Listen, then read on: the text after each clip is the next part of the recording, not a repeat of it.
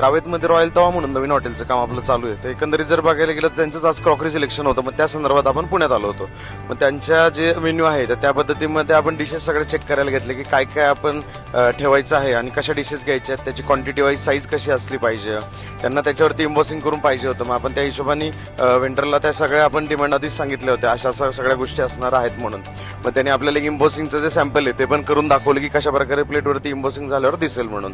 मग आपण त्यांना त्या पद्धतीमध्ये कॉमनली कशा आपल्याला क्रॉकरी घेता येईल, म्हणजे कॉस्ट आपली कमी होईल, ते या हिशोबाने आपण साऊथ इंडियन पावभाजी याला कॉमन अशा काही क्रॉकरी ज्या आहेत त्या सिलेक्ट केल्या. ग्लासेस वगैरे कसे असले पाहिजे, त्याच्यानंतर एकंदरीत जर बघायला गेलं तर आपले शेफ पण आपल्या बरोबर होते. मग त्या पद्धतीत त्यांनीही बाकी डिटेलमध्ये छोट्या छोट्या गोष्टी सगळ्या चेक करून घेतल्या की त्यांना काय काय लागणार आहे. डब्बे झालं, मसाला बॉक्स झालं, तवा वगैरे झालं, तर या सगळ्या गोष्टी डिटेलमध्ये त्यांनीही चेक करून घेतल्या. बाकी मग त्याच्यात क्वांटिटी वगैरे किती जाते, आपण पण आयटम वाईज जे काही डिश घेतलेले आहेत त्याच्यामध्ये आपण पाणी टाकून बघितलं की क्वांटिटी किती बसते, कारण छोट्या छोट्या गोष्टी खूप महत्त्वाच्या असतात.